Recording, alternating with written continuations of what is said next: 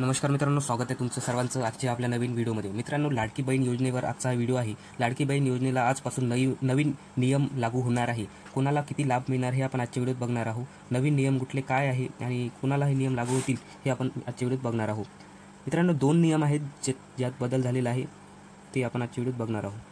बघा, आजपासून महाराष्ट्र शासनाने लागू केलेले मुख्यमंत्री माझी लाडकी बहीण योजना याचे काही नवीन नियम महिलांना दिलासा देणारे तसेच त्यांना लाभ मिळण्यासाठी काही महत्त्वाचे बदल आहेत। या योजनेचे प्रमुख उद्दिष्ट महिलांना मदत करणे आहे। मित्रांनो बघा, उद्यापासून काही नियम इथे लागू होणार आहे, हे आपण इथे बघून घेऊया। महाराष्ट्र सरकारने मुख्यमंत्री माझी लाडकी बहीण योजनेमध्ये काही महत्त्वाचे बदल केले आहेत। योजनेत काही नवीन शर्ती लागू होत आहेत, ज्यामुळे काही महिलांना योजनेचा 6वा हप्ता मिळणार नाही। नवीन नियमानुसार खालील 5 वस्तूपैकी कुठलीही वस्तू जर आपल्या घरात असेल तर त्या 6वा हप्ता इथे मिळणार नाही, ते इथे अपात्र ठरतील। तर नेमकं कुठले हे 6 वस्तू आहे ते आपण बघून घेऊ। तर बघा, सर्वात प्रथम इथं आहे महागडी गाडी।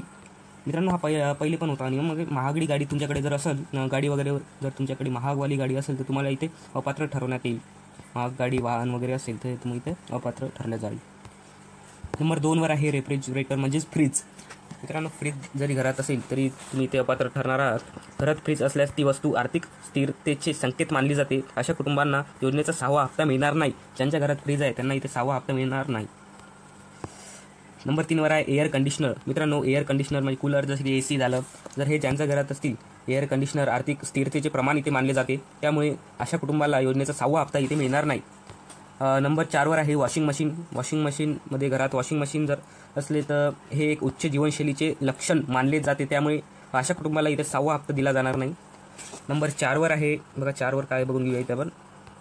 नंबर 4 वर आहे अत्याधुनिक इलेक्ट्रॉनिक गॅजेट्स, जसे की स्मार्टफोन, टॅबलेट यांसारखे आधुनिक इलेक्ट्रॉनिक गॅजेट जर तुमच्या घरात असेल तर अशा कुटुंबाला इथे 6वा हप्ता दिला जाणार नाही, इथे सरळ लिहिण्यात आलेलं आहे। तर बघा मित्रांनो, असे हे 5 आहे, हे वस्तू जर असतील तर इथे मिळणार नाही तुम्हाला 6वा हप्ता। इतर काही महत्त्वाची इथे अटी आहे बघा। या योजनेसाठी काही इतर अटी देखील लागू आहेत, ज्यामुळे काही कुटुंबाला योजनेचा लाभ मिळू शकणार नाही, इथे बघूया। नंबर 1 आहे आयकरदाता। हे पहिले पण होतं, इथे जर तुम्ही टॅक्स भरणारे जर असाल तर तुम्हाला इथे या योजनेचा लाभ इथे मिळणार नाही, 6वा हप्ता इथे दिला जाणार नाही, तुम्ही जर टॅक्स भरणारे असाल तर। नंबर 2 आहे शासकीय कर्मचारी। मित्रांनो, तुमच्या कुटुंबातील जर कोणी नोकरीवर असेल, शासकीय कर्मचारी असेल तर त्यांना इथे 6वा हप्ता दिला जाणार नाही। तर अशा प्रकारे इथे काही 2-3 बदल आहेत, हे बदल तुम्ही लक्षात घ्या आणि जर तुम्ही यात असाल तर तुम्हाला 6वा हप्ता इथे दिला जाणार नाही। तर अशा प्रकारे हा व्हिडिओ आहे, आवडला असेल तर नक्की लाईक करा, चॅनलवर नवीन असाल तर सबस्क्राईब करा। धन्यवाद।